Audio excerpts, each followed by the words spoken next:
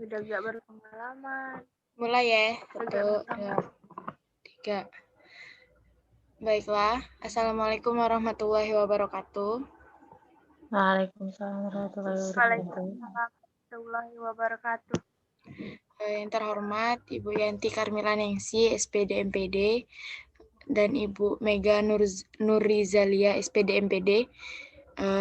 Sebelumnya perkenalkan, kami dari kelompok 3 akan mempresentasikan mengenai peran pemerintah dan swasta dalam kesejahteraan sosial. Perkenalkan, nama saya Arisia, dan 2 rekan saya bernama Uyun Ramadhani dan Meira Hestiana. Jadi, di sini kami akan memaparkan materi mengenai peran pemerintah dan swasta dalam kesejahteraan sosial. Untuk materi pertama, yaitu mengenai pengertian kesejahteraan sosial, akan dijelaskan oleh Saudari Uyun Ramadhani. Kepada Saudari Uyun Ramadhani, kami persilakan. Terima kasih atas kesempatannya. Baiklah, saya akan membacakan tentang pengertian kesejahteraan sosial. Pengertian kesejahteraan sosial dilihat dari 2 pendekatan, yakni kesejahteraan objektif dan kesejahteraan subjektif. Nah, kesejahteraan objektif adalah tingkat kesejahteraan individu atau kelompok masyarakat diukur secara rata-rata dengan patokan tertentu, baik ukuran ekonomi, sosial, maupun ukuran lainnya. Dan kata lain, tingkat kesejahteraan masyarakat diukur dengan pendekatan yang baku. Dalam artian dianggap sama. Sedangkan kesejahteraan subjektif adalah tingkat kesejahteraan seorang individu yang dilihat secara personal yang diukur dalam bentuk kepuasan dan kebahagiaan.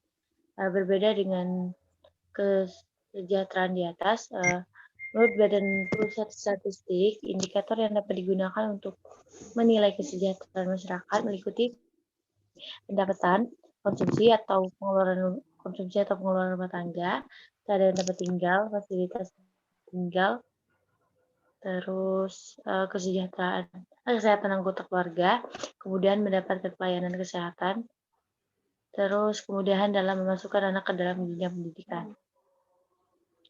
Ya, sekian, terima kasih. Baiklah, itu saja pemaparan materi mengenai kesejahteraan sosial. Untuk materi selanjutnya yaitu peran pekerja sosial dalam usaha kesejahteraan sosial. Nah, di sini saya akan menjelaskan mengenai peran pekerja sosial dalam usaha kesejahteraan sosial. Program layanan sosial di masyarakat sekarang ini dapat dibagi menjadi 2, yang masing-masing didukung dan ditanggung jawab pembiayaannya oleh kebijakan dan keuangan negara dan swasta. Nah, 2 sektor itu meliputi sektor swasta dan sektor pemerintahan. Sektor swasta ini termasuk lembaga amal, lembaga nirlaba, dan juga lembaga profit lainnya. Sedangkan lembaga sektor pemerintahan ini termasuk semua lembaga dan organisasi di bawah tanggung jawab negara, pemerintah, dan pemerintah daerah. Itu saja pemaparan materi dari saya. Selanjutnya, mengenai sektor publik yang dilakukan pemerintah yang akan dijelaskan oleh Saudari Meira. Kepada Saudari Meira, kami persilakan. Baiklah, terima kasih atas kesempatannya. Di sini saya akan menjelaskan tentang sektor publik yang dilakukan oleh pemerintah. Yang pertama ada model institusional. Model institusional adalah suatu model yang dibentuk atas keyakinan bahwa manusia mempunyai hak untuk terpenuhinya kebutuhan dasarnya dan pemerintah mempunyai kewajiban untuk menyediakan berbagai kebutuhan tersebut. Yang kedua ada model residual. Model ini didasarkan atas keyakinan bahwa individu dan anggota keluarganya bertanggung jawab terhadap pemenuhan kebutuhan dasarnya sendiri. Yang ketiga ada sektor lembaga swasta. Di sektor swasta, sistem usaha kesejahteraan sosial yang dilakukan oleh sektor swasta dibagi menjadi 2 tipe, yakni organisasi amal yang nirlaba dan lembaga sosial swasta yang berorientasi profit. Di zaman sekarang ada kecenderungan munculnya privatisasi atau swastanisasi dari banyak pelayanan sosial kepada masyarakat. Selanjutnya, saya akan menjelaskan tentang peran LKKS, yaitu 1. Pusat data dan informasi kesejahteraan sosial di wilayah kerjanya. 2. Pusat jejaring koordinasi dan kerjasama di bidang kesejahteraan sosial. 3. Pusat konsultasi kesejahteraan sosial.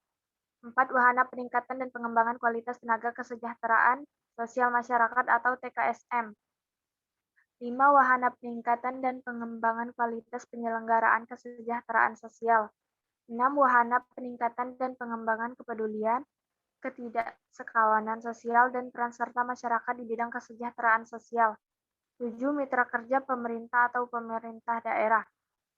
Selanjutnya, fungsi LKKS sebagai sarana untuk A. Menghimpun dan mengkonfirmasikan data mengenai kegiatan penyelenggaraan kesejahteraan sosial. Penyandang masalah kesejahteraan sosial atau PMKS, serta potensi dan sumber kesejahteraan sosial atau PSKS di wilayah kerjanya. B. Menunjang keberlangsungan sistem informasi kesejahteraan sosial. C. Mengembangkan jejaring koordinasi dan kerjasama untuk kepentingan penyelenggaraan kesejahteraan sosial. D. Mengupayakan peningkatan dan pengembangan kompetensi tenaga kesejahteraan sosial masyarakat. E. Mengupayakan peningkatan dan pengembangan kualitas dan kinerja LKS. F. Mengupayakan peningkatan dan pengembangan kepedulian, kesetiakawanan, dan peran serta masyarakat di bidang kesejahteraan sosial.